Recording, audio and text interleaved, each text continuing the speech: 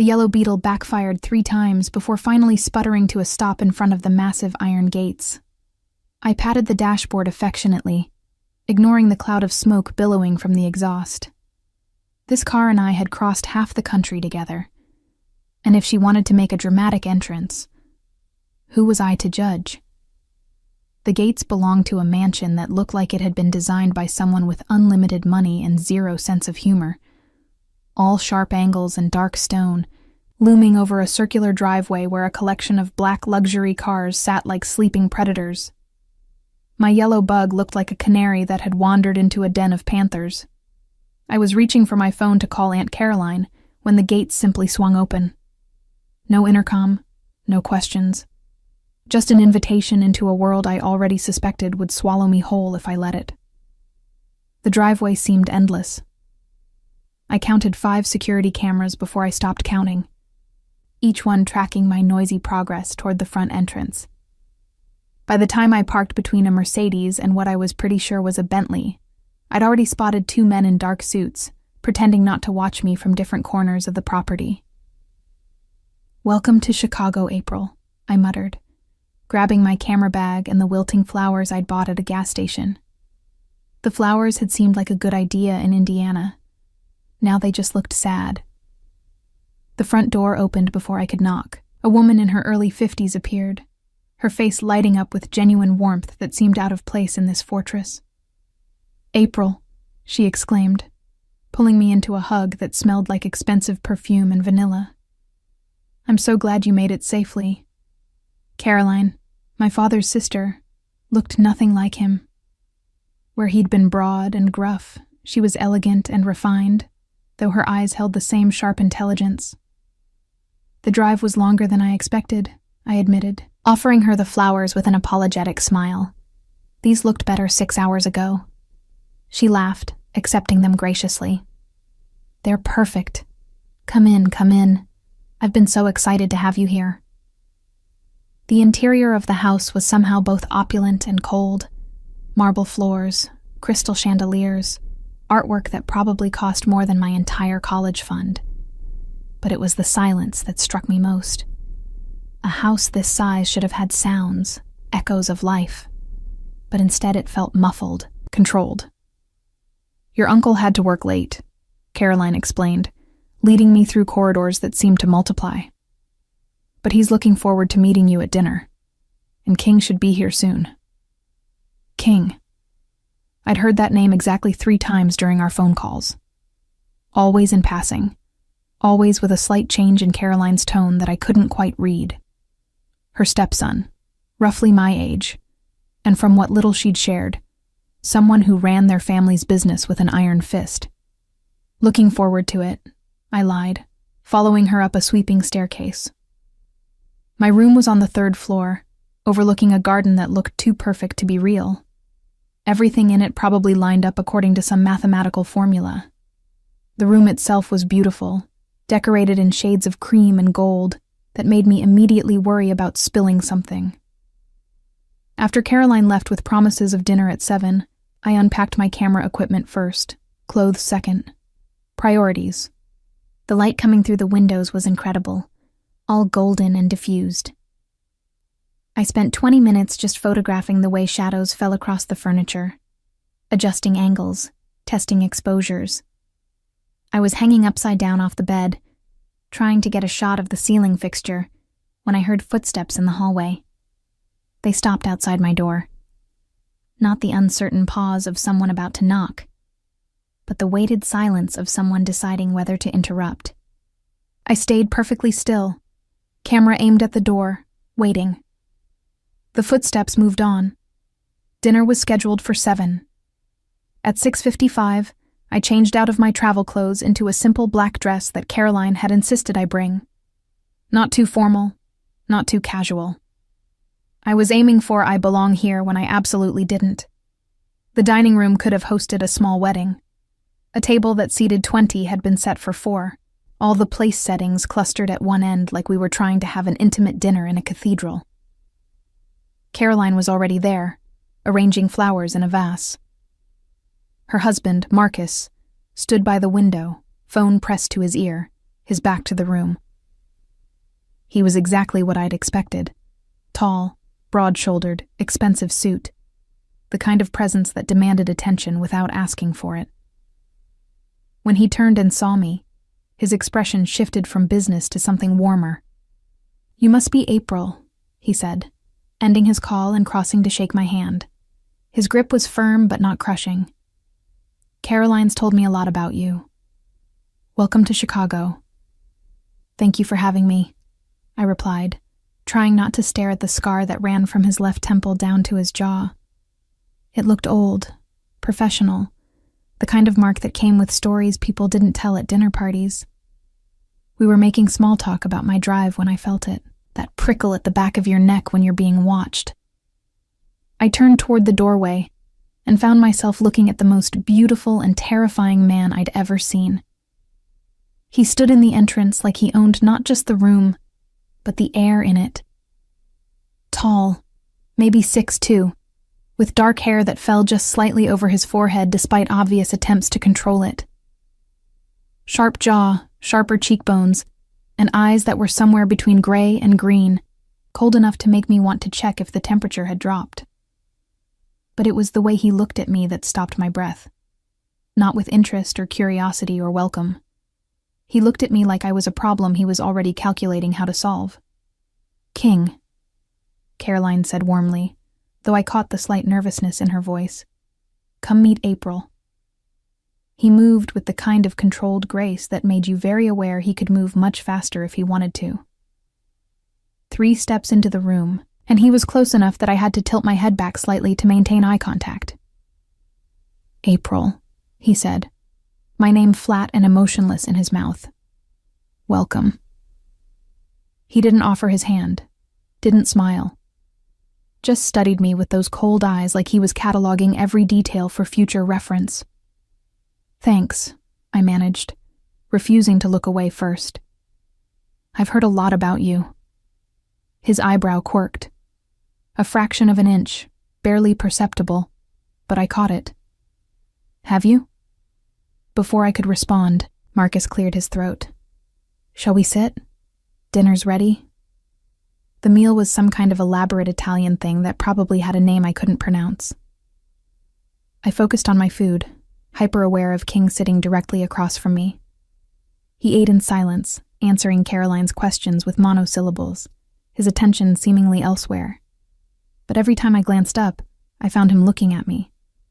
Not obviously, not inappropriately, just these quick, assessing glances that made my skin prickle. I responded by doing what I always did when uncomfortable, by becoming aggressively cheerful. "So, King," I said, spearing a piece of pasta with perhaps more enthusiasm than necessary, "what do you do? Caroline mentioned you work with your father?" The temperature in the room dropped about 10 degrees. Marcus shifted in his seat.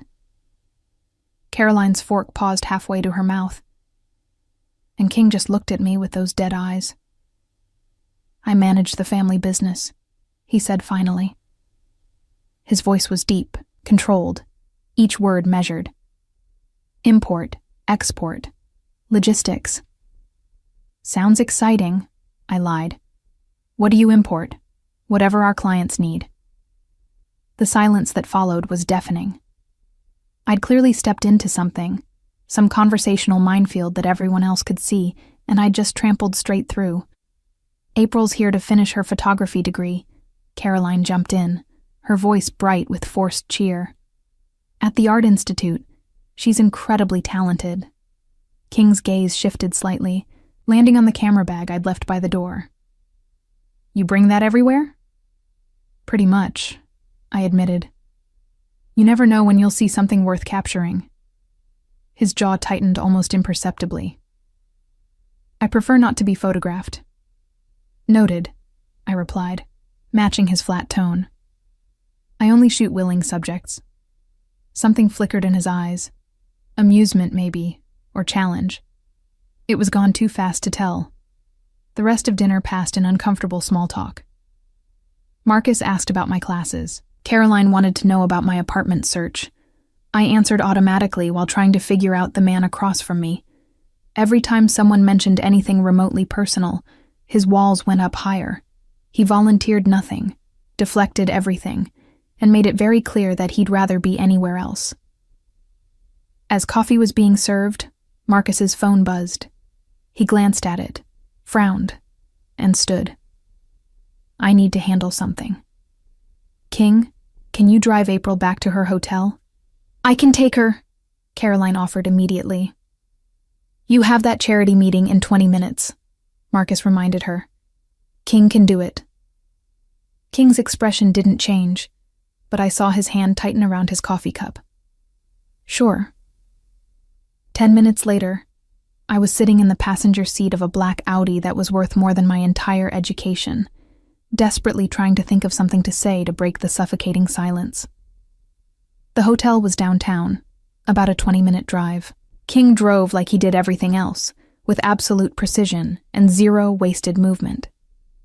His hands on the steering wheel were steady, his eyes focused on the road. He hadn't said a word since we'd left. I lasted 12 minutes. Do you always look like you're planning someone's murder? I asked. Or am I special? His eyes flicked to me briefly before returning to the road. What? Your face. You've been scowling since the moment you saw me. Is it me specifically, or do you hate everyone equally? For a long moment, he said nothing. Then, impossibly, the corner of his mouth twitched.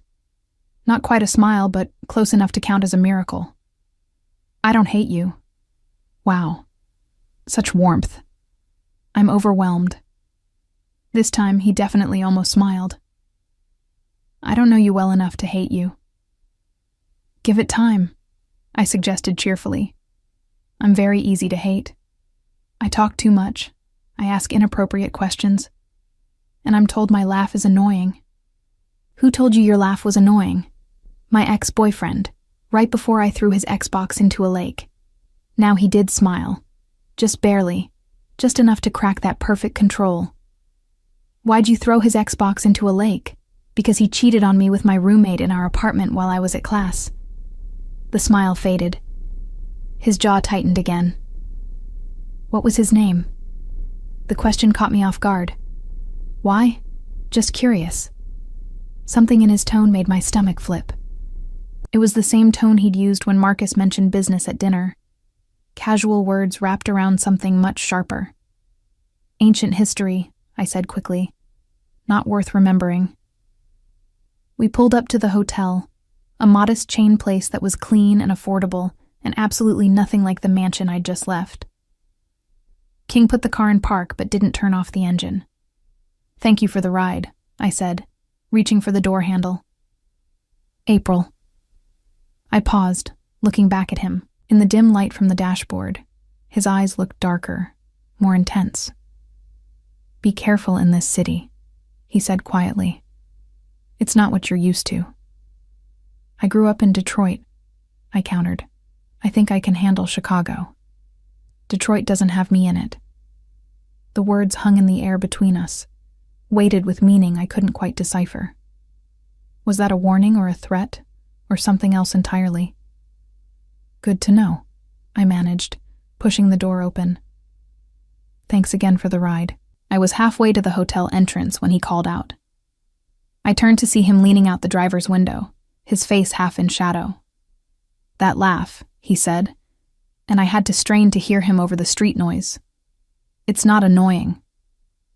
Then he was gone, the Audi disappearing into Chicago traffic, leaving me standing on the sidewalk with my heart doing things it absolutely should not be doing. I was in so much trouble.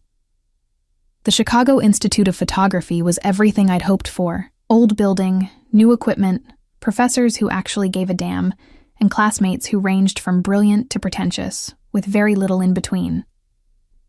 I loved it immediately. What I didn't love was the apartment search. After 2 weeks of looking at places that were either too expensive, too small, or too likely to get me murdered, I was ready to live in my car. Caroline had offered to let me stay at the mansion, but something about that felt wrong. Dangerous even, though I couldn't articulate why. It definitely had nothing to do with her stepson, who I absolutely had not been thinking about. Except I had. Constantly.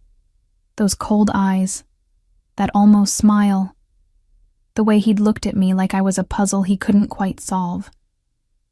And that last comment about my laugh, delivered like a secret before he'd disappeared into the night. I was sitting in a coffee shop near campus, scrolling through apartment listings that all looked identical, when my phone buzzed with a text from an unknown number. "Stop looking at that place on Western Ave. The landlord has warrants." I stared at the screen, my coffee forgotten. "How did you get my number?" The response came immediately. "Does it matter? The place is a trap." "King?" 3 dots appeared, then disappeared. Then, "Yes. How do you know what apartments I'm looking at?" "Because I'm having you followed. I nearly dropped my phone." "Your what?" "For your safety." Chicago isn't Detroit. The absolute audacity. The presumption. The eye looked around the coffee shop like I'd suddenly spot whoever was tailing me. Everyone looked suspicious. The guy on the laptop could be a spy. The woman with the stroller could be concealing surveillance equipment. I was being ridiculous. "Stop having me followed," I typed furiously. "That's creepy and illegal and absolutely not okay. Would you prefer I let something happen to you than deal with Caroline's disappointment?" "So you're doing this for Caroline?" The pause before his response was longer this time. "Yes." Liar, I thought, but didn't type. Instead, "I can take care of myself." "I know. I saw your Detroit credentials. Very impressive. Still doesn't change the fact that you're in my city now." "Your city? How very mob boss of you." This time the pause stretched so long I thought he'd stopped responding. Then, "There's an apartment building on Lakeshore. Number 447. Second floor unit just opened up. It's safe, clean, and affordable. The super's name is Mrs. Chen. Tell her Marcus sent you. And if I don't want your help, then don't take it." But the offer stands. I should have been angry. Should have told him exactly where he could shove his apartment recommendation and his surveillance and his entire controlling attitude. Instead, I found myself pulling up the address, curiosity winning out over common sense. The building was beautiful. Old Chicago brick, well-maintained, in a neighborhood that actually looked livable. The rent was within my budget, barely, and Mrs. Chen was a tiny Chinese woman who took one look at me and said, "Marcus's niece? Come, I show you." The apartment was perfect. Exposed brick, high ceilings, windows that let in actual sunlight. There was even room for a dark room if I wanted to set one up. It was too good to be true, which meant it probably was. I took it anyway. My classes started in earnest the following week. I threw myself into them with the desperate enthusiasm of someone trying very hard not to think about certain gray-green eyes. Photography theory, digital processing, a seminar on documentary photography that was taught by a professor who'd worked for National Geographic. I was in heaven. I was also, apparently, still being followed. I spotted him on Tuesday. Tall guy, leather jacket, always about half a block behind me. Wednesday, it was a different guy. Shorter, baseball cap. By Thursday, I'd identified at least 3 different people rotating surveillance. It should have terrified me. Instead, I found it almost funny. King was protecting me whether I wanted it or not, and there was something darkly amusing about his absolute refusal to let me refuse his help. Friday night, Caroline called to invite me to dinner at the mansion again. I should have said no. Should have established boundaries, created distance, done literally anything except what I did, which was say yes immediately. This time, King answered the door himself. He was wearing jeans. Actual jeans, paired with a black t-shirt that did absolutely nothing to hide the lean muscle underneath. His hair was slightly damp, like he'd just showered, and he smelled like something expensive and masculine that made my brain short-circuit. "Hi," I managed, my vocabulary apparently reduced to single syllables. "April." He stepped back to let me in, his eyes doing that scanning thing again. How's the apartment? Perfect, actually. I clutched my camera bag tighter. Thank you for the recommendation. Mrs. Chen called me. She says you're very polite. You have my landlord reporting to you? That's not creepy at all. Was that almost another smile? I ensure my investments are sound. I'm not your investment.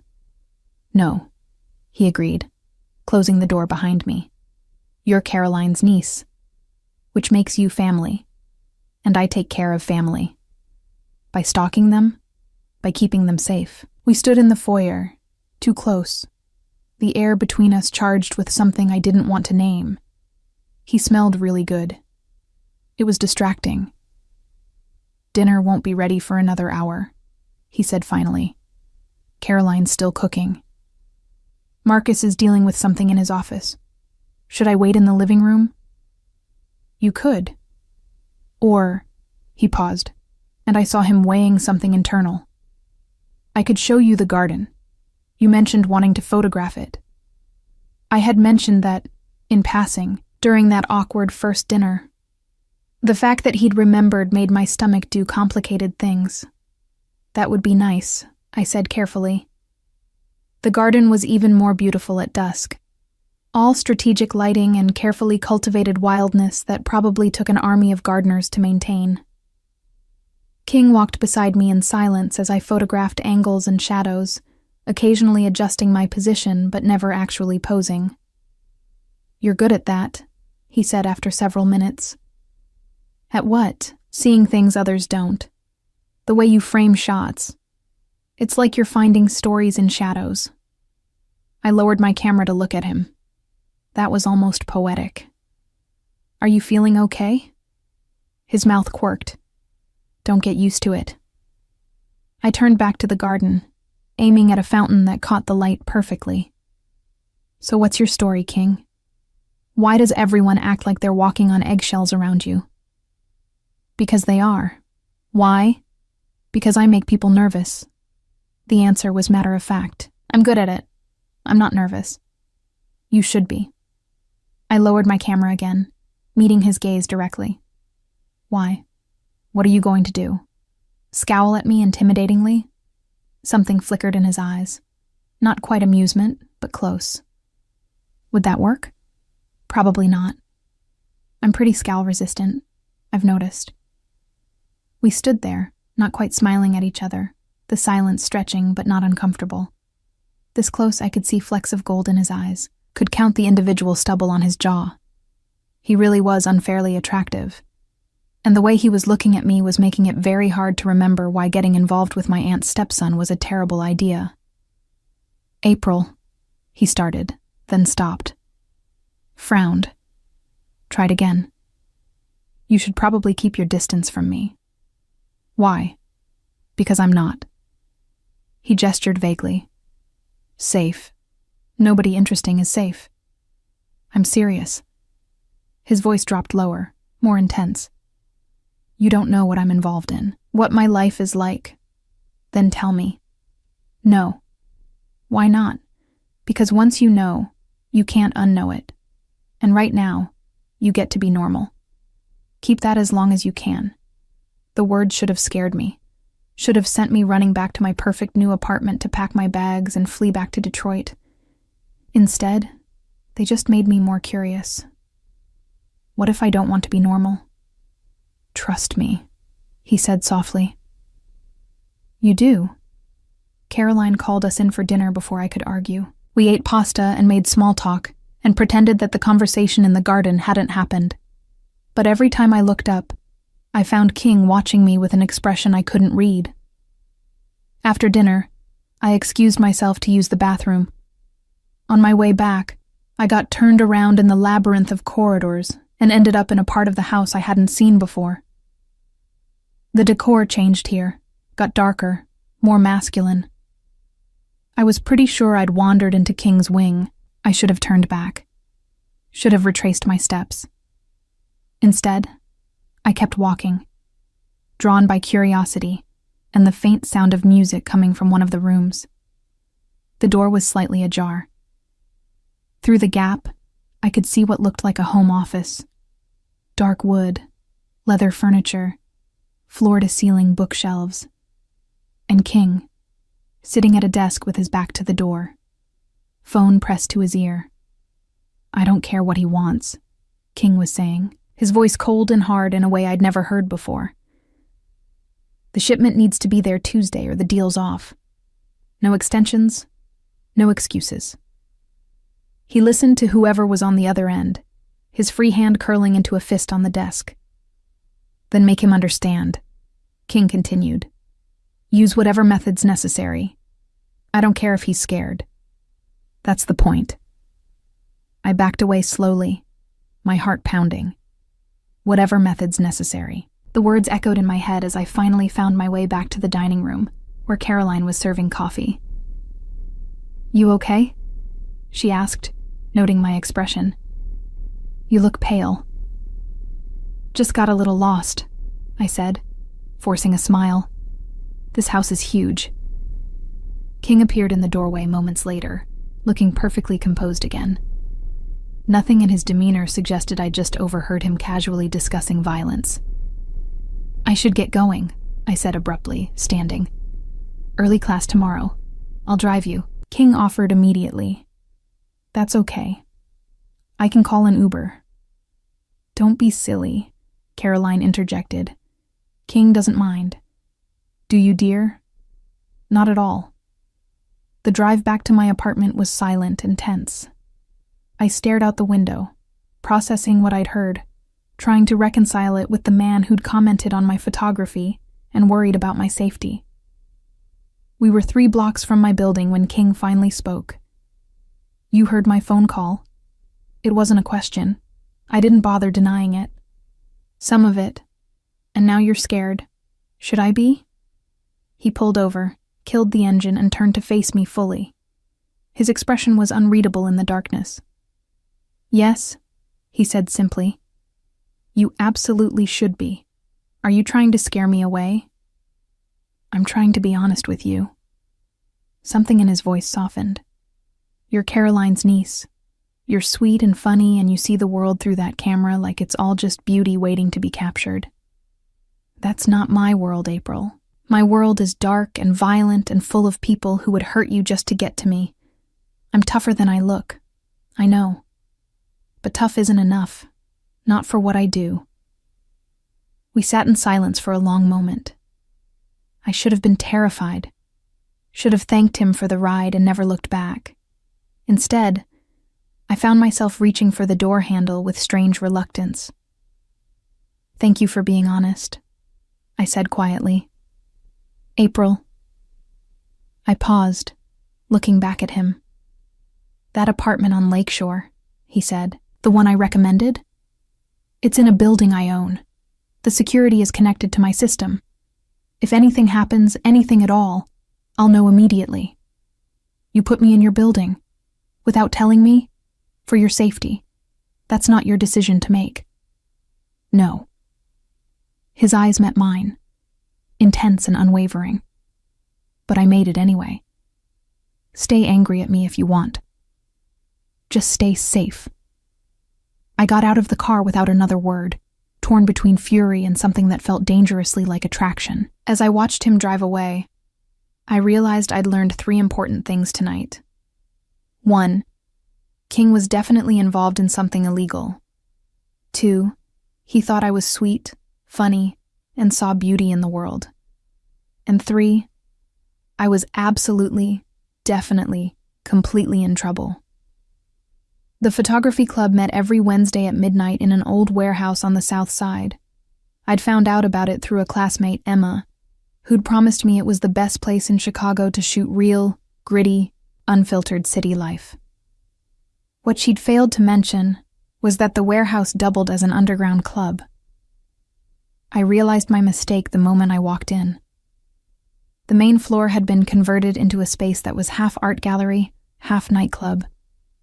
Photographs lined the walls, lit by strategic spotlights that created dramatic shadows.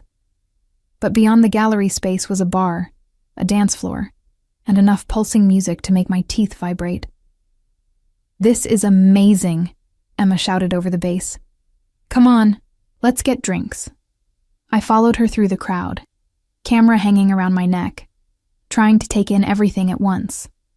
The lighting was perfect for moody, high-contrast shots. Shadows cut across faces, turning everyone into anonymous figures. It was photographer heaven. It was also, I was starting to realize, the kind of place that attracted a very specific clientele.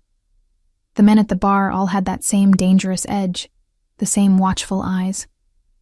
The women were beautiful and expensive-looking, and in the back corner, separated from everyone else by an invisible line no one seemed willing to cross, sat a group that made everyone else look tame. "Don't," Emma hissed, catching me staring. "Don't even look at them. Who are they?" "Nobody you want to know. Come on, let's shoot the east wall." But I'd already seen him. King sat in the center of that untouchable group, wearing all black, his posture relaxed, but his eyes alert. He looked like he belonged here, in this world of shadows and secrets. And he was looking directly at me. Our eyes met across the crowded room. Even from this distance, I could feel the impact of that gaze. He didn't smile, didn't nod, didn't acknowledge me at all. But I saw recognition flash in his eyes, followed immediately by something that looked like resignation. "I have to use the bathroom," I told Emma, already moving. I didn't go to the bathroom. I went straight to that back corner, weaving through the crowd with my heart pounding and my common sense screaming at me to turn around. King watched me approach with an expression that could have been carved from stone. The men around him shifted, tensing, but he raised one hand slightly and they settled back down.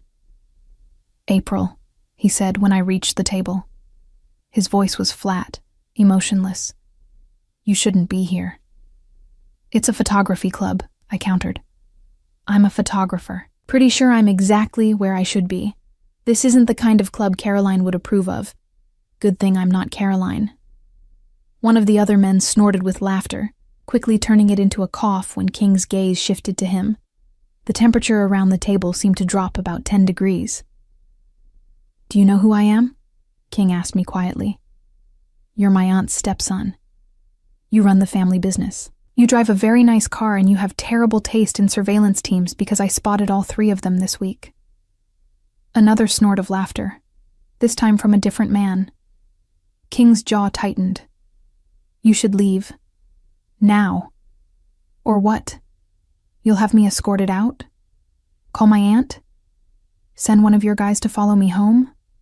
I crossed my arms. "I'm here to take photos, not bother you. Pretend I don't exist. You're good at that." Something dangerous flashed in his eyes. "I've never pretended you don't exist." Could have fooled me. We stared at each other, the music pounding around us, neither willing to back down. God, he was attractive when he was angry. His jaw was tight, his eyes intense, and there was an energy rolling off him that made my skin tingle. "Fine," he said finally. "Take your photos, but stay away from the back rooms." "Why? What's in the back rooms? Things you don't want to see. How very mysterious." I raised my camera, framing him in the viewfinder. "Smile for the camera, King." His hand shot out, covering my lens before I could click. "Don't." "Why not? Afraid it'll steal your soul?" "I don't want evidence." "Of what?" "Of anything." Our faces were inches apart now, his hand still on my camera, his breath warm against my cheek. This close, I could see the flecks of gold in his eyes again, could smell that intoxicating cologne. My heart was doing gymnastics in my chest. "You're trouble," he said softly. "So much trouble," says the guy who casually discusses violence on phone calls. "You were eavesdropping. You were talking loud enough to hear. That was private. Then close your door next time." His lips twitched. Not quite a smile, but close. "You're impossible. I've been told that before. By the ex with the Xbox? You remember that?" "I remember everything you tell me." The admission hung between us, weighted with meaning. His hand was still on my camera, his body still too close, his eyes still doing that intense thing that made my brain short-circuit. "King," one of his men interrupted, his voice apologetic. "We need to discuss the thing." King's gaze never left mine. "Give me a minute." "But sir," I said, "give me a minute." The man retreated. King finally released my camera but didn't step back. If anything, he moved closer. "This place isn't safe for you," he said quietly. "These aren't good people, April. And you are?" "No." His honesty was brutal. "I'm probably the worst person in this room, which is exactly why you should leave." "What if I don't want to?" "Why?" He looked genuinely confused. "Why would you stay near someone like me?" "Because," I said, surprised by my own honesty. "Because you're the first interesting thing that's happened to me in Chicago. Because you look at me like I'm a puzzle you can't solve. Because I heard you on that phone call, and instead of running away, I want to understand. Because what? Because when you're around, I feel more alive than I have in years." The confession hung in the air between us. King's expression shifted, something raw and unguarded flickering across his face before he locked it down again. "That's the worst reason I've ever heard," he said roughly. "Probably." I shrugged. Still true. "April." He started, then stopped, closed his eyes, took a breath. When he opened them again, the walls were back up, the control firmly in place. "I can't do this." "Do what?" "Whatever this is." He gestured between us. "You're Caroline's niece. You're in my city to finish school and build a life. I'm not part of that life. I can't be." "Why not?" "Because everyone close to me gets hurt.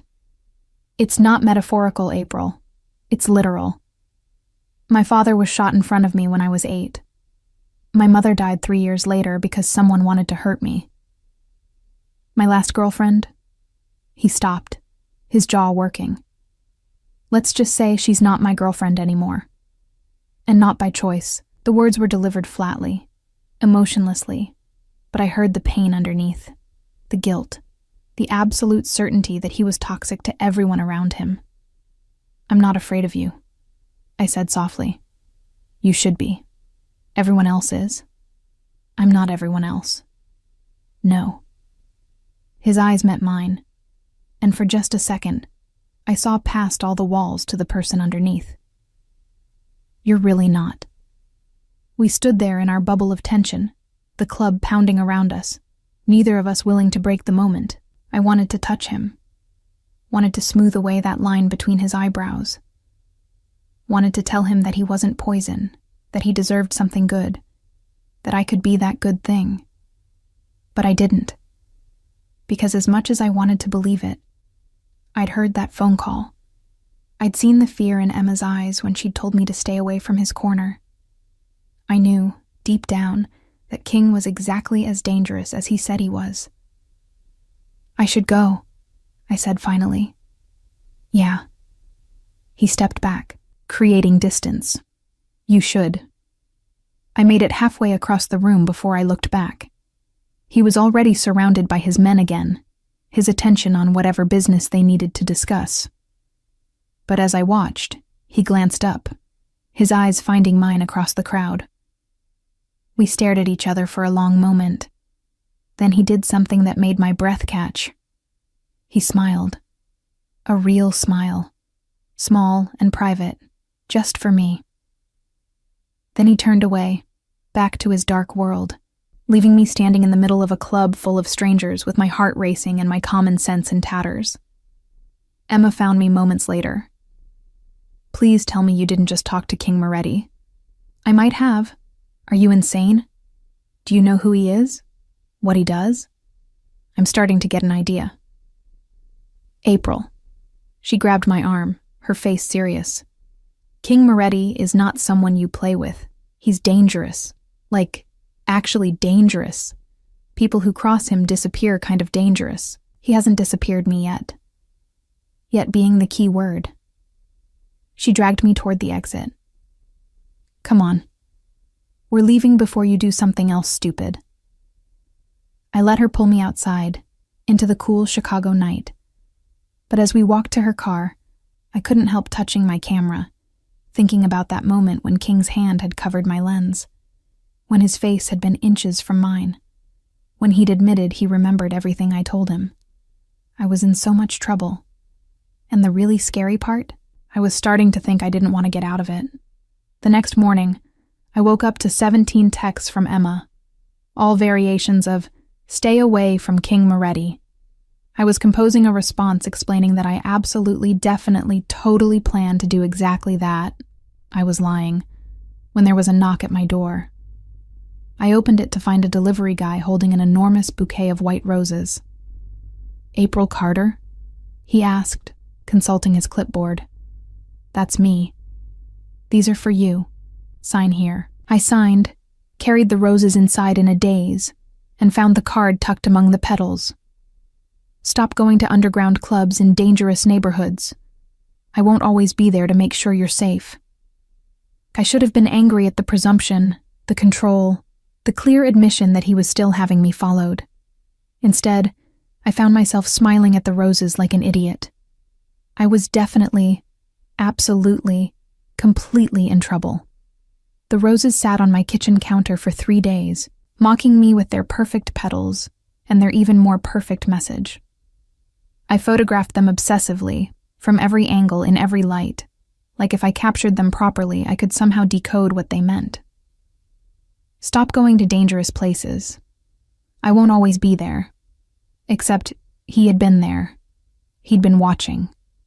And some traitorous part of me liked that far more than I should. I was editing those photos when Caroline called. "April, darling, I need a favor. I saved my work. Already suspicious." Caroline's favors tended to be elaborate. "What kind of favor?" "There's a charity gala tomorrow night. Very formal, very boring. But Marcus and I are required to attend. King was supposed to bring someone, but his date canceled last minute, and I thought perhaps you might—" "Absolutely not. It would just be as a family friend," she continued, as if I hadn't spoken. "Nothing romantic. Just so he doesn't have to field questions all night about why he's alone. You'd be doing him a favor. Caroline. And there will be incredible photo opportunities. Some of Chicago's most influential people will be there. Think of it as networking." She knew exactly which buttons to push. I needed connections in this city, needed to build a portfolio that would get me noticed. A charity gala full of Chicago's elite was exactly the kind of event that could launch a career. "Fine," I said, already regretting it. "But I'm bringing my camera." "Of course, dear. King will pick you up at 7. She hung up before I could change my mind. The next evening, I stood in front of my closet in my underwear, staring at the 3 dresses I owned that could possibly qualify as formal. None of them felt right. Too casual, too cheap, too obviously not designed for a world where people owned buildings and had people followed for their own safety. I was contemplating just wearing all black and claiming I was going for an artistic look when someone knocked on my door. "If that's another delivery, I swear—" I yanked the door open, then froze. King stood in my hallway wearing a tuxedo that probably cost more than my car. His hair was styled back, his jaw clean-shaven, and he looked like he'd stepped out of a cologne advertisement designed to make women forget their own names. "You're early," I managed, very aware that I was standing there in a bra and underwear. His eyes traveled down, then back up, his expression carefully neutral except for a slight tightening around his mouth. "So I see." We stood there for a long, awkward moment. I should have been embarrassed, should have slammed the door and gotten dressed. Instead, I just stood there, watching him very deliberately keep his eyes on my face. "Are you going to let me in?" he asked finally. "Or should I wait in the hallway?" I stepped back, gesturing him inside. He entered, moving past me with enough distance that we didn't touch. then positioned himself facing the window while I grabbed a robe. "You could have looked," I said, tying the belt. "It's not like I'm naked." "That's not the point." "What is the point?" "The point is, if I looked, I wouldn't stop looking. And we're already late." The words hung in the air between us, loaded with meaning. I felt heat creep up my neck as I processed what he'd just admitted. "Right," I managed. "I'll just get dressed." "April." I paused halfway to my bedroom. He'd turned to face me now, his expression unreadable. "I brought you something." He held up a garment bag I hadn't noticed. "Caroline mentioned you might need a dress." "I have dresses." "I know, but this one is better." I should have been offended. Should have told him I didn't need his charity, or his control, or his perfectly tailored solutions to problems I didn't ask for help with. Instead, I took the bag, carried it to my bedroom, and unzipped it. The dress inside was midnight blue, simple but elegant, with a neckline that would show just enough to be interesting without being inappropriate. It was perfect. And it was definitely designer. I put it on, did my makeup in record time, and emerged to find King exactly where I'd left him, staring out the window with his hands in his pockets. "How do I look?" I asked. He turned, and whatever he saw made him go very still. His eyes darkened, his jaw tightened, and for a long moment, he just stared. "You look." He stopped, tried again. "We should go." "That bad, huh?" "April." My name was almost a warning. "We really need to leave." The gala was being held at some museum I couldn't pronounce, all marble columns and soaring ceilings and artwork that probably had armed guards.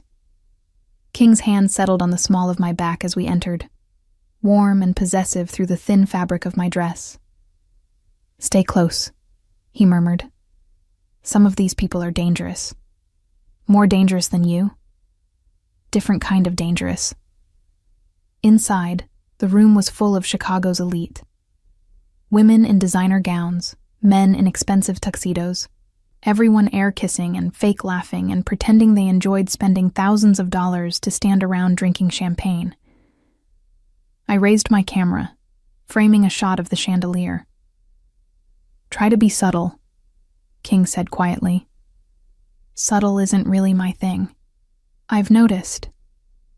We circulated through the crowd, King introducing me as Caroline's niece, his hand never leaving my back. I noticed the way people looked at us, the quick calculations in their eyes. They were trying to figure out what I was to him, and I wasn't sure I knew the answer myself. "King!" A woman in red materialized beside us, all white teeth and predatory eyes. "I didn't expect to see you here, and with such lovely company." "Rebecca." King's voice was flat. "April, this is Rebecca Vaughn. Rebecca. April Carter." "Carter," Rebecca repeated, her eyes sharp. "Any relation to the Detroit Carters?" "Just the poor ones," I said cheerfully. She laughed, but it didn't reach her eyes. "How refreshing. King so rarely brings anyone to these events. You must be special." "Or available," I countered. "His actual date canceled." King's hand tightened on my back. Rebecca's smile sharpened. "Well, enjoy your evening," she said, already turning away. "I'm sure we'll be seeing more of you." "She seems nice," I said once she was gone. "She's not." "I gathered that. What does she do?" "Nothing you need to worry about." "King." "April." He steered me toward a quieter corner. "Can you do me a favor and just enjoy the party, without asking questions that will get you into trouble?" "Where's the fun in that?" "You're impossible." "You've mentioned." We stared at each other, his hand still on my back, our faces closer than strictly necessary. The moment stretched, tension building between us like a physical thing. "I need a drink," he said abruptly, stepping back. "Stay here." He disappeared into the crowd, leaving me standing alone. I raised my camera, capturing candid shots of the room, a couple arguing in whispers. A man on his phone, his face tense. A woman laughing too loud at something that clearly wasn't funny. "You're very good at that." I turned to find a man watching me, probably late 20s, expensively dressed, with the kind of smile that set off alarm bells. At what? Seeing what people don't want you to see. He gestured to my camera. "Most photographers at these events take flattering shots. You're documenting reality." "Reality is more interesting than flattery." "I agree." He extended his hand. David Chen. April Carter. His grip was firm, lingering just slightly too long. "So you're King's date." "I'm his stepmother's niece. There's a difference." "Is there?" His smile widened. The way he was looking at you suggested otherwise. Before I could respond, King reappeared, materializing beside me with 2 champagne flutes. His eyes went to David, then to our still-clasped hands, and something dangerous flickered across his face. "Chen," he said, his voice flat. "Moretti." David released my hand. "I was just introducing myself to your lovely companion." "So I see." The temperature dropped about 20 degrees. I looked between them, recognizing the tension for what it was, 2 predators sizing each other up, deciding whether to fight or retreat. "We were just talking about photography," I said quickly. "David was commenting on my style." "I'm sure he was." King handed me a champagne flute, then positioned himself slightly between me and David. "If you'll excuse us, I need to introduce April to some people." "Of course." David's smile never wavered. "Enjoy your evening, April. I hope we meet again." King steered me away before I could respond, his hand now gripping my waist with barely controlled tension. "That was rude," I said. "That was necessary."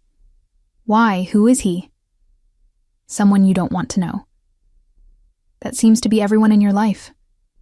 He stopped walking, turning to face me fully. "Yes, it is. Which is exactly why this," he gestured between us, "is a bad idea." "What is this exactly?" "I don't know." The admission seemed to cost him. "But whatever it is, it needs to stop."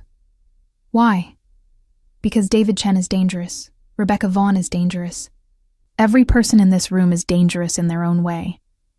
And the fact that you're standing here with me makes you a target." "Maybe I don't care." "Well, I do." His voice was rough, intense. "I care, April. Which is the problem." We stood there in the middle of the glittering ballroom, surrounded by Chicago's elite, having a conversation that felt too intimate for public consumption. His eyes were storm dark, his jaw tight, and I could see the war happening behind his carefully controlled expression. "King," I started. "Dance with me," he interrupted. "What?" "Dance with me, just once. Then we'll leave, and you can go back to your life, and I'll go back to mine, and we'll pretend this never happened." It was a terrible idea. We both knew it. But when he offered his hand, I took it. The orchestra was playing something slow and classical. King pulled me close, one hand settling on my waist, the other holding mine with surprising gentleness.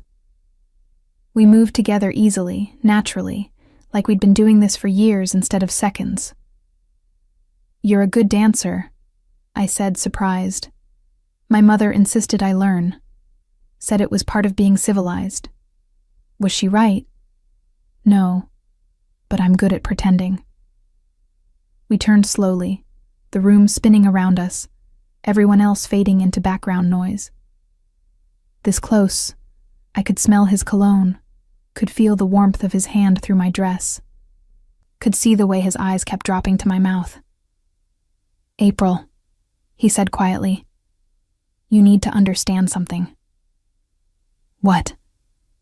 When I said everyone close to me gets hurt, I meant it. I'm not being dramatic or mysterious. I'm being literal. People die around me. People I care about. And He stopped, his jaw working.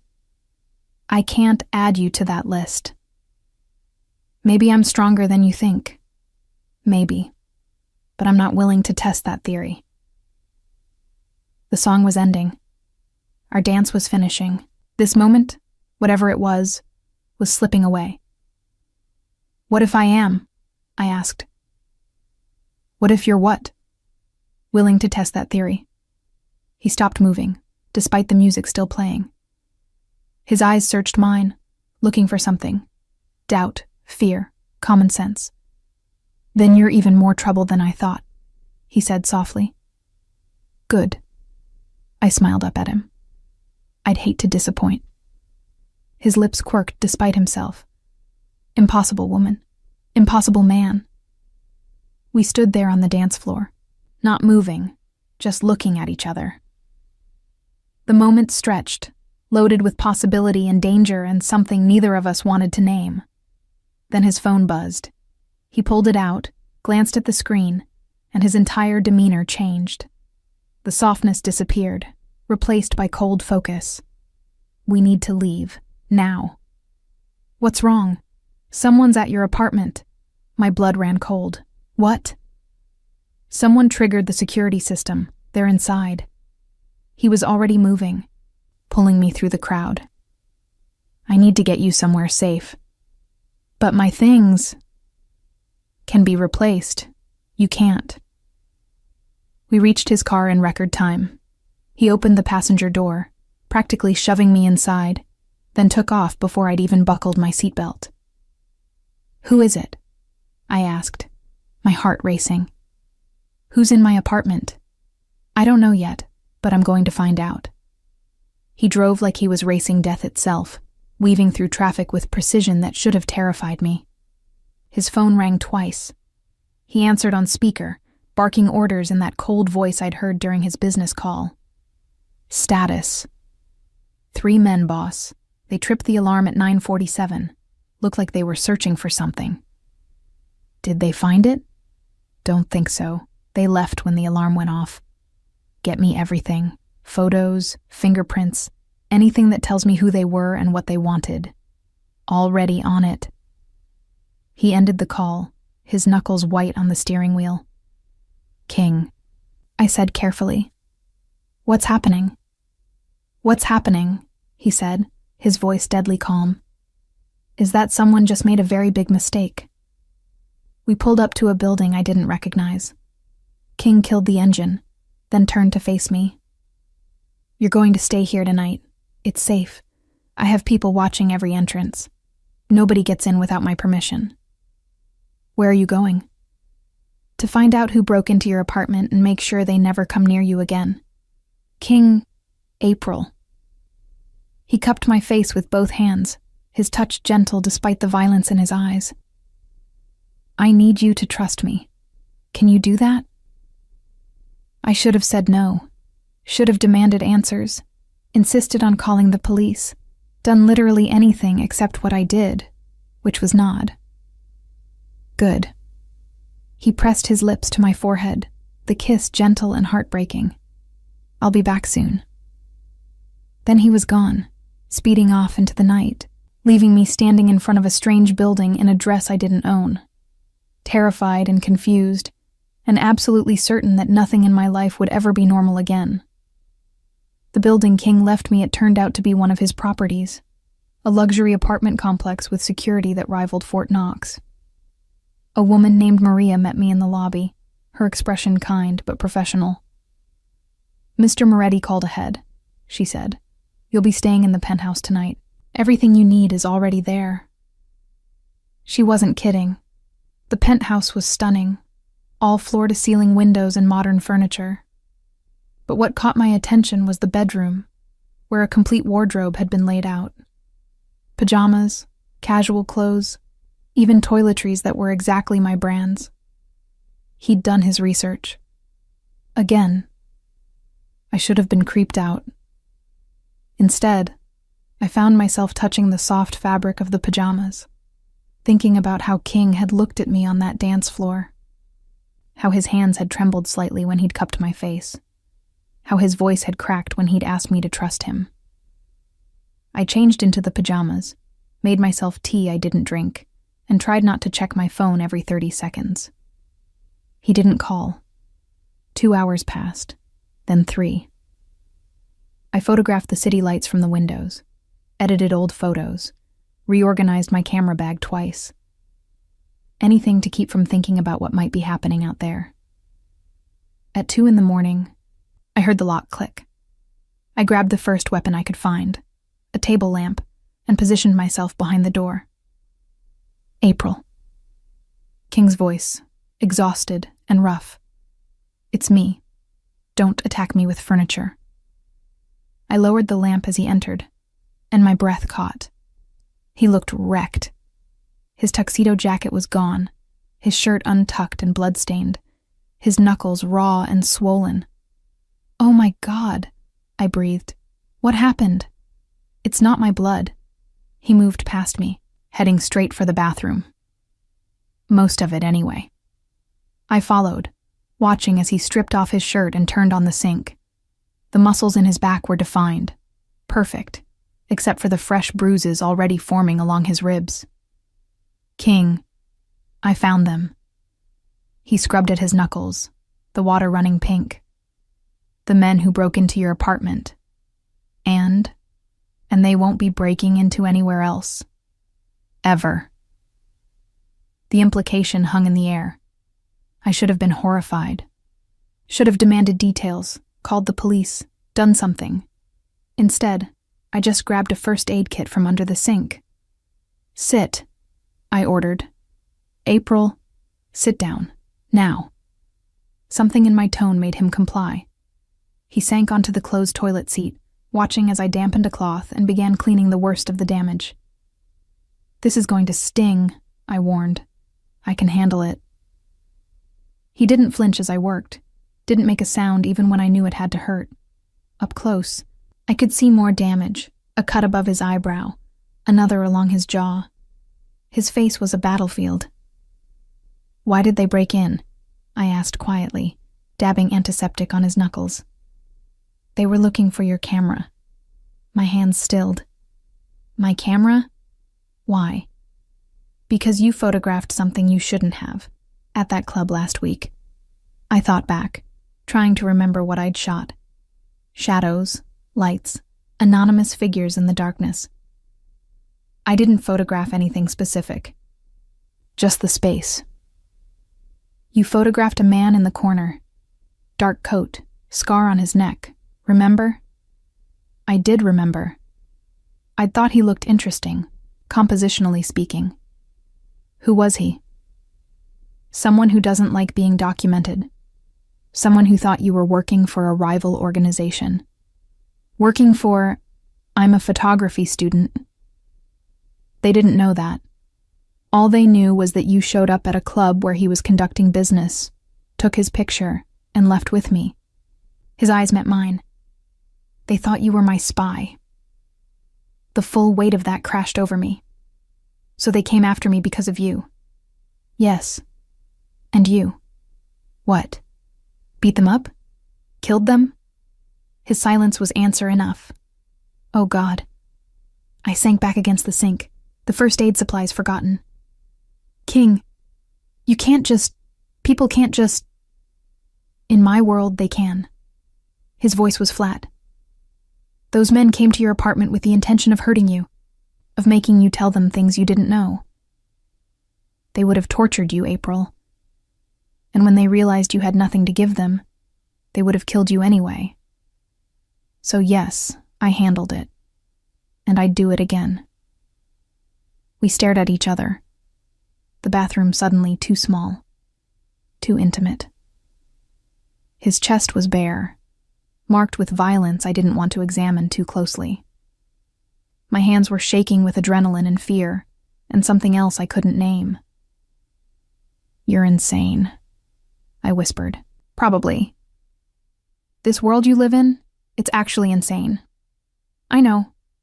I should run. I should pack up and leave Chicago and never look back." Yes. His eyes were dark, intense. You absolutely should. But I'm not going to. Something shifted in his expression.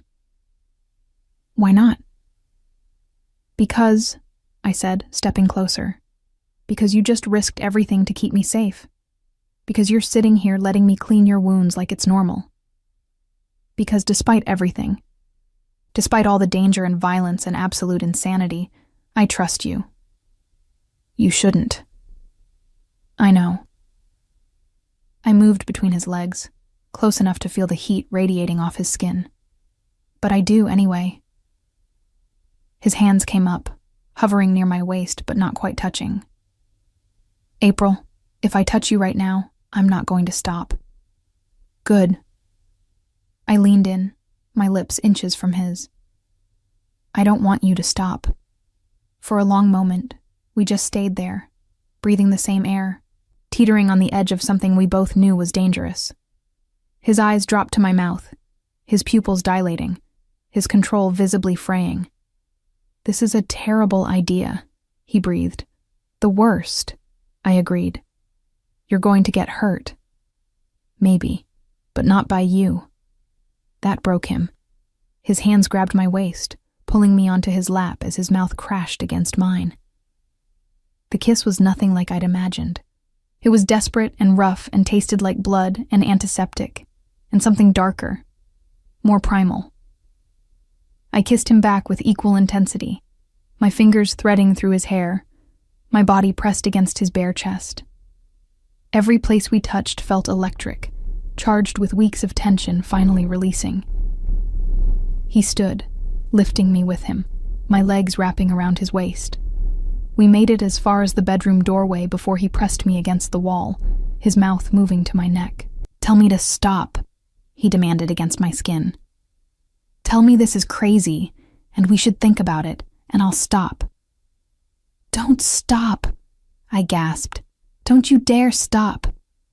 He carried me to the bed, laying me down with surprising gentleness, given the violence of moments before. His body covered mine, his weight perfect and overwhelming. Then his phone rang. He ignored it. It rang again, and again. King, I said breathlessly. You should, I don't care. It might be important. He dropped his forehead against mine, breathing hard. I really hate my phone right now. Despite everything, I laughed. He smiled against my lips, and for just a moment, we were just two people tangled together, the outside world forgotten. The phone rang a fourth time. Answer it, I said softly. I'm not going anywhere. He kissed me once more, hard and fast, then rolled away to grab his phone. This better be life or death, he growled into it. I watched his expression change as he listened, saw the softness disappear, replaced by cold calculation. I'll be there in 20 minutes. He ended the call, already standing, already reaching for a clean shirt. I have to go. What's wrong? Chen, David Chen from the gala. He's made a move. What kind of move? King pulled on his shirt, his movements sharp and precise. The kind that requires an immediate response. He turned to face me, his expression conflicted. Stay here. Don't leave this building. I mean it, April. How long will you be gone? I don't know. Hours, maybe longer. He moved back to the bed, cupping my face. Promise me you'll stay here. I promise. He kissed me again, softer this time, almost tender. I'll come back. I always come back. Then he was gone, leaving me alone in a borrowed penthouse, wearing borrowed pajamas, my lips still swollen from his kisses and my heart racing with fear for a man I barely knew, but was definitely falling for. I didn't sleep. Couldn't sleep.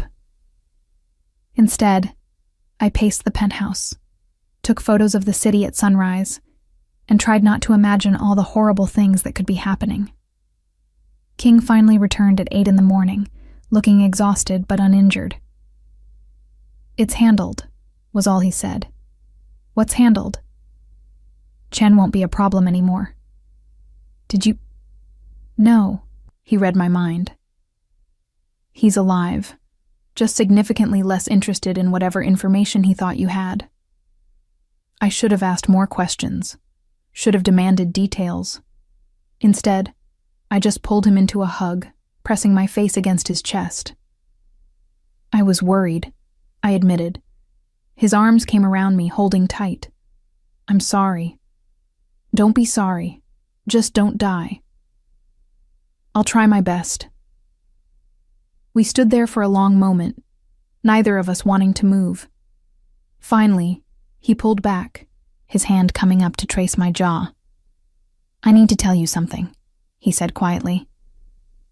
Okay. The reason David Chen thought you had information, the reason those men broke into your apartment, it's because I've been careless.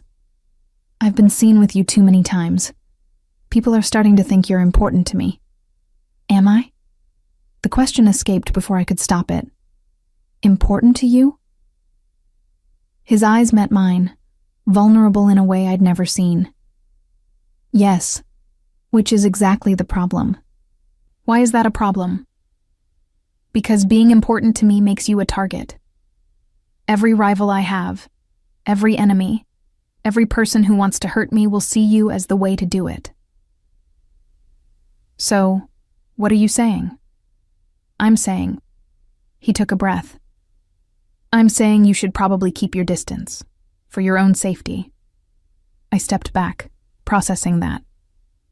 You want me to stay away from you. I want you to be safe. Those aren't always the same thing. What if I told you I feel safer with you than without you? Then I'd say you're insane. You've mentioned. Despite himself, he smiled. April, no. I cut him off. You don't get to kiss me like that and then tell me to stay away. You don't get to protect me and save me and make me feel things I've never felt and then just walk away. That's not how this works.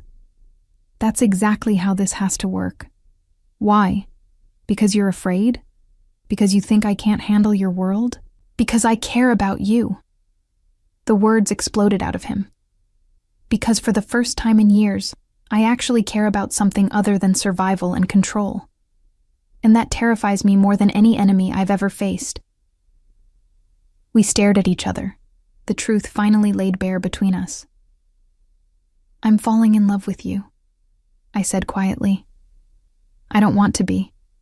It's stupid and dangerous and completely insane, but I am anyway. His expression cracked, showing the person underneath the control. April, so you can either accept that and figure out how we make this work, or you can walk away. But you don't get to make that choice for me. I'm choosing you, King. Despite everything, I'm choosing you. For a long moment, he just looked at me. Then he closed the distance between us, kissing me with a desperation that made my knees weak. You're going to be the death of me, he murmured against my lips. Probably, I agreed. But what a way to go. Life with King was nothing like I'd imagined. Turns out dating a crime lord involved a lot of boring logistics. Security protocols, safe houses, encrypted phones, and an endless stream of rules about where I could go and when. I hated about 60% of it. The other 40% involved King showing up at my apartment at midnight with takeout, falling asleep on my couch while I edited photos, and having conversations about everything except his work. We developed a routine. He never talked about what he did. I never asked directly. And in that space between, we built something that almost felt normal. Almost. 2 months after that night in the penthouse, I was in my darkroom when I heard someone at my door. Not a knock, but the distinct sound of a lock being picked. I grabbed my phone, texting King as I'd been trained. Then I grabbed the nearest weapon, a metal tripod, and waited. The door opened. A man entered, gun drawn, eyes scanning the room. He didn't see me until the tripod connected with the side of his head. He went down hard. I was already running, hitting the panic button by the door that would alert King's security team. Made it halfway down the hallway before someone grabbed me from behind. "Stop fighting," a voice hissed in my ear.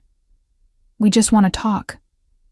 "Funny way of talking," I gasped, elbowing backward. He grunted but held firm.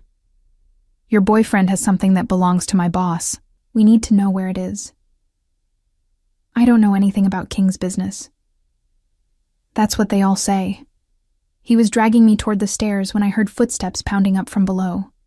3 of King's men appeared, guns drawn, faces grim. "Let her go," the lead one said. "Now." My captor hesitated, clearly weighing his options. Then he released me, hands up. "Tell Moretti this isn't over," he said. "Tell him Valentino wants what's his." They took him away. I sank against the wall, shaking with adrenaline. My phone rang immediately. "April." King's voice was tight with controlled panic. "Are you hurt?" "No, your guys got here in time. But King, they said something about Valentino." Silence, long and heavy. "Stay there. I'm coming." He arrived 15 minutes later, bursting through my door like an avenging angel. His hands were on me immediately, checking for injuries, his eyes scanning every inch. "I'm fine," I insisted. "Really. Just shaken up." "They got into your apartment." His voice was deadly calm. "Past my security. Into your home. But they didn't hurt me." "They could have." His hands were shaking. Actually shaking. "April, they could have..." I grabbed his face, forcing him to look at me. "But they didn't. I'm okay. See? Completely okay." He pulled me into a crushing hug, his face buried in my neck. "This can't keep happening. So fix it. Do whatever you need to do to make it stop. It's not that simple." "Isn't it? You said Valentino wants something. Give it to him." "I can't." "Why not?" He pulled back, his expression conflicted. "Because what he wants is information about my operation. Give him that, and I'm dead within a week." "Then don't give him the information. Give him something else." "Like what?" "I don't know. I don't know how your world works." Frustration bled into my voice. "But there has to be a solution that doesn't involve me getting grabbed in my own hallway." "There is." His jaw was set, determined. "You move in with me." I blinked. "What?" "The penthouse. Full security. No one gets in without clearance. You'd be safe." "King, I can't just move in with you." "Why not?" "Because that's insane. We've been together 2 months. And in those 2 months, you've been attacked twice." "I'm not asking, April. I'm telling you. You're moving into the penthouse. You don't get to tell me what to do." "When it comes to your safety? Yes, I absolutely do." We glared at each other, locked in another battle of wills. I hated that he was right. Hated that my independence was being stripped away by circumstances beyond my control. Hated that some part of me actually wanted to say yes, wanted to be close to him, even if it meant giving up my freedom. "Fine," I said finally. "But I'm bringing all my stuff, and I get my own space for my dark room, and you don't get to complain about my weird hours or my music or the fact that I eat cereal for dinner sometimes." Relief flooded his face. "Deal. And King, we're going to talk about this Valentino situation. Really, talk about it. Because I'm tired of being a target for something I don't understand." He nodded. "Okay, but not tonight. Tonight you pack what you need, and we get you somewhere safe. Tomorrow we'll talk." Tomorrow came, and with it, the truth. We sat in King's home office, now our office, I supposed, while he explained. Valentino was an old rival, someone who'd been trying to expand into King's territory for years. The information he wanted involved shipping routes, contact names, the kind of intelligence that would give him everything he needed to dismantle King's operation from the inside. "So what do we do?" I asked. We give him something else. Something that looks real enough to buy us time. And then? Then we eliminate the threat permanently. The way he said it made my stomach turn. Eliminate. April, you mean kill him. I mean make sure he can never come after you again. I stood, pacing to the windows. Outside, Chicago glittered in the afternoon sun, beautiful and dangerous and full of secrets. There has to be another way. There isn't. King. This is my world. He came up behind me, his hand settling on my shoulders. This is how things work. I won't apologize for protecting what's mine. I'm not yours to protect. Yes, you are. His voice was firm. You became mine the moment you chose to stay, and I will do whatever it takes to keep you safe, even if you hate me for it. I turned to face him. I could never hate you. Even knowing what I am, what I do, you're more than what you do. You're the man who remembered I like white roses, who shows up when I text at 2 a.m. because I can't sleep, who looks at me like I'm the only real thing in your world. I touched his face. That's who you are to me. He closed his eyes, leaning into my touch. I don't deserve you. Probably not. But you're stuck with me anyway. We stayed like that for a long moment, drawing strength from each other. Then his phone buzzed. He glanced at it, frowned. What? I asked. Valentino wants a meeting. Tonight, to discuss terms. Are you going? I have to. Fear spiked through me. Let me come with you. Absolutely not. King, April, no. This is non-negotiable. You stay here where it's safe. And what if something happens to you? Then Marcus knows what to do. You'll be taken care of.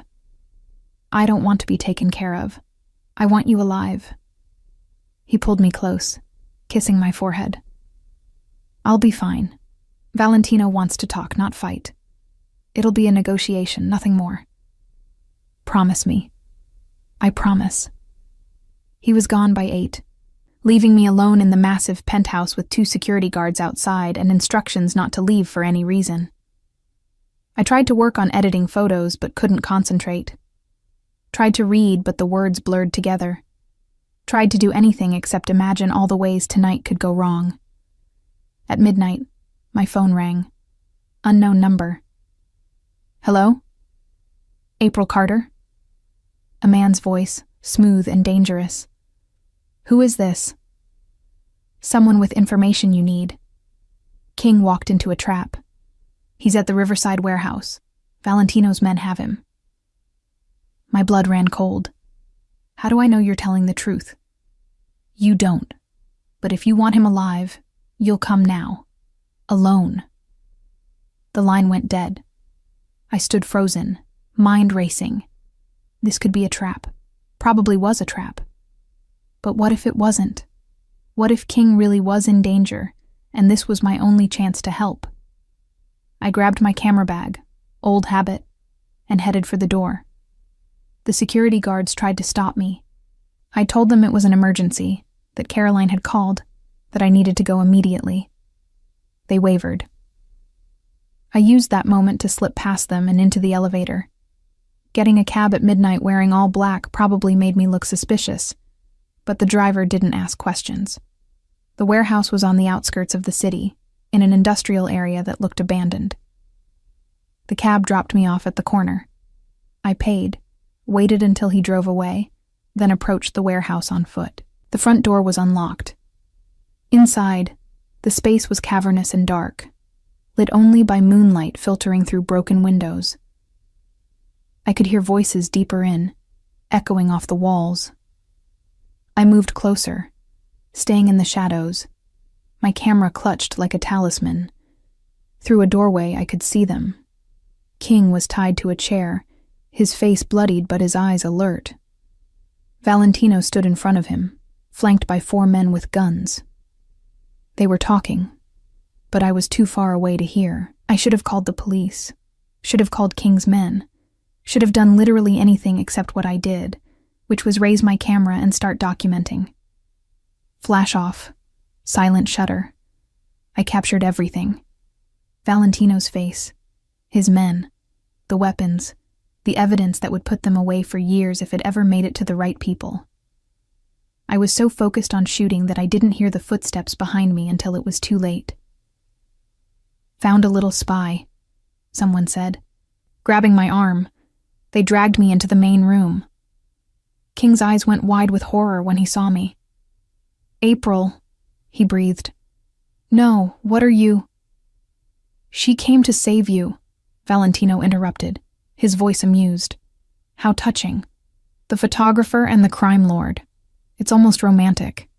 "Let her go," King demanded. "This is between us." "But she's part of it now. She's seen too much. Shot too much, from what my man tells me." Valentino gestured, and someone ripped the camera from my hands. "Don't," I started, but it was too late. They were already scrolling through the photos, seeing everything I'd captured. "Interesting," Valentino mused. "Very interesting.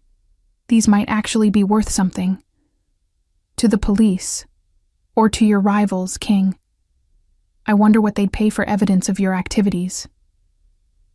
"Those photos don't show anything about me," King said, his voice deadly calm. "Just you, your men, your weapons. If anything, she just documented evidence against you."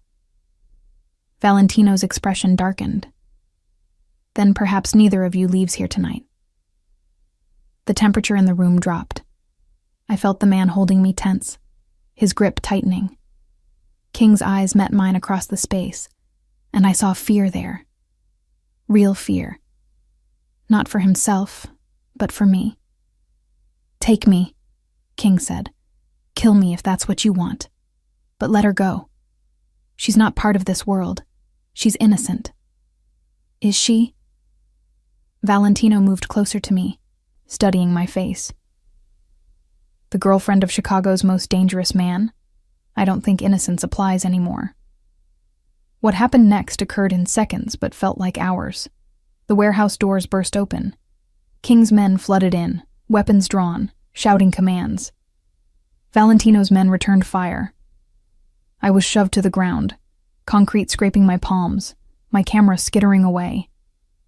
Through the chaos, I saw King somehow free himself from the ropes. His hands a blur of violence as he took down the nearest guard.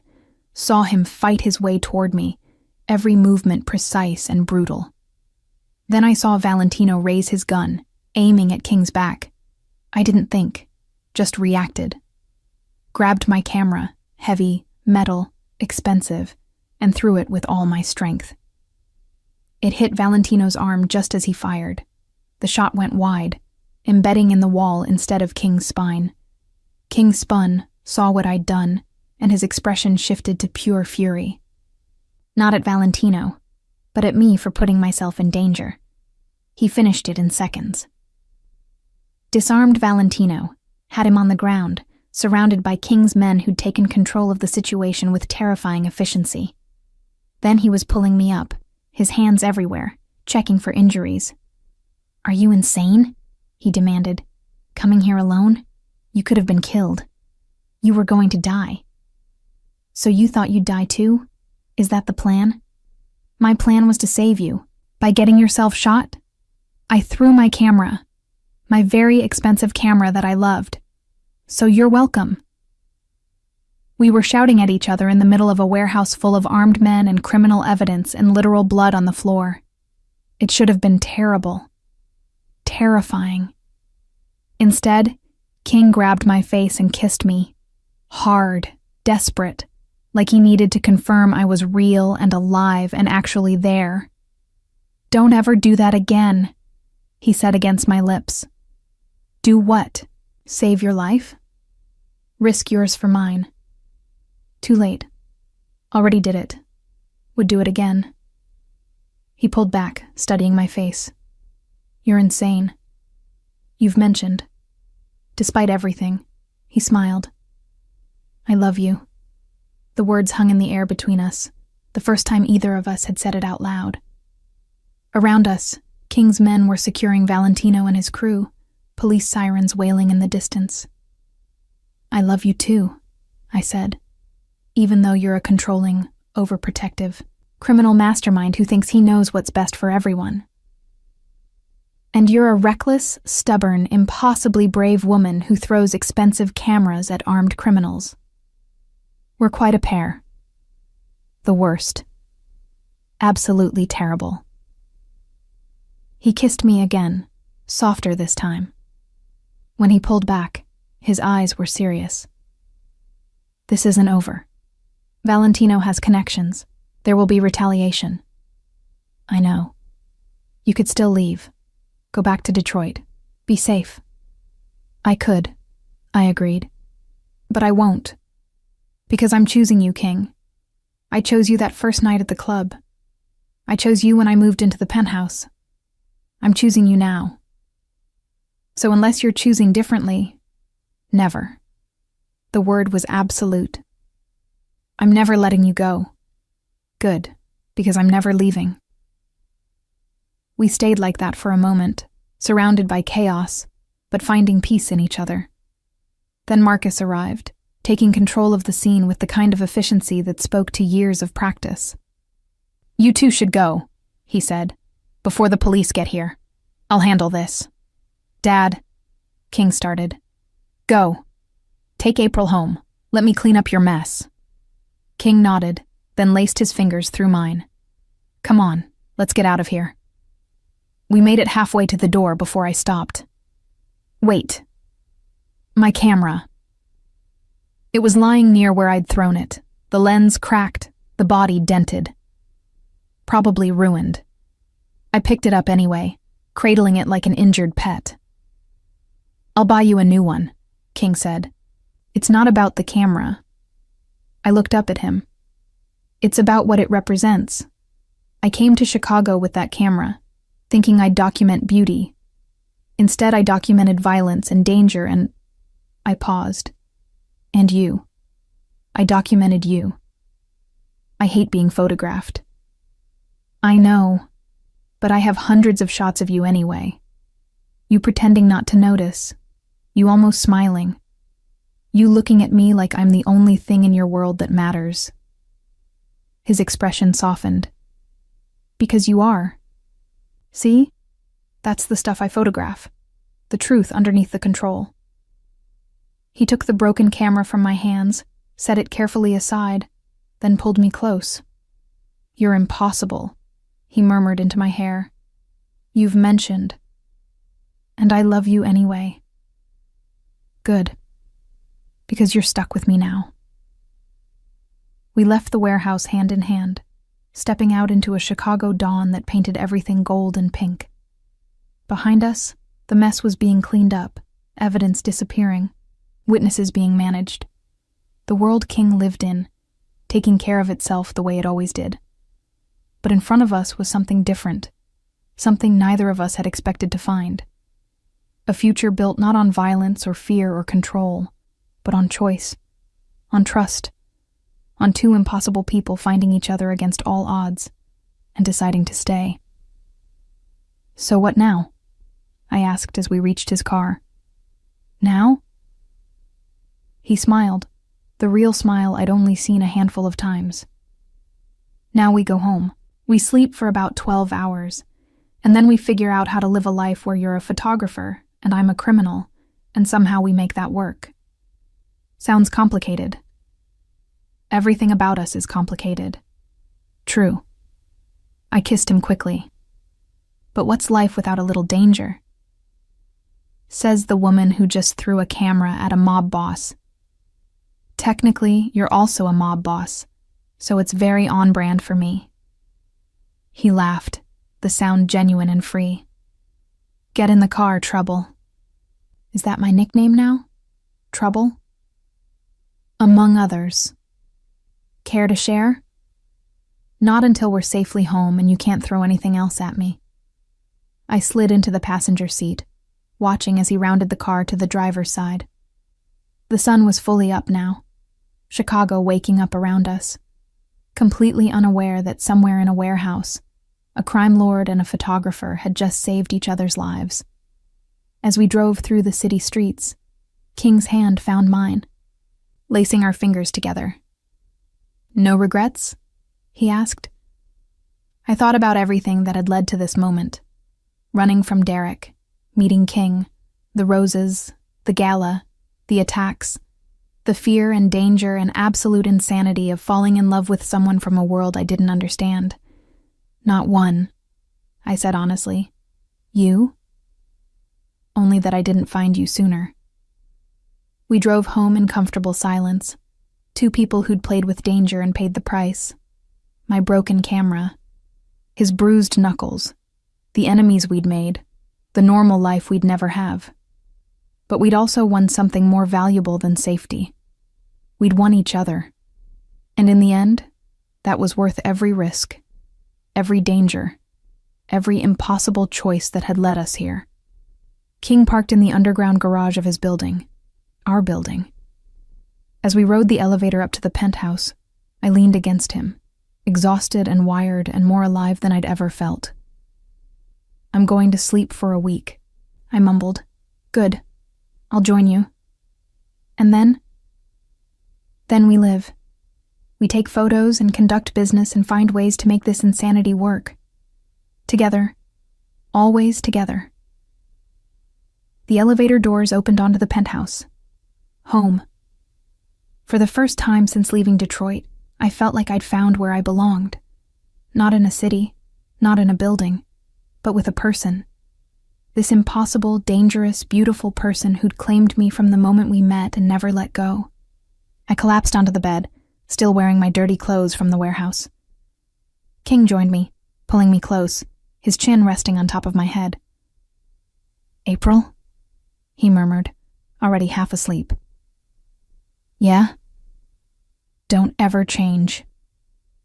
Even though I'm trouble? Especially because you're trouble." I smiled, closing my eyes.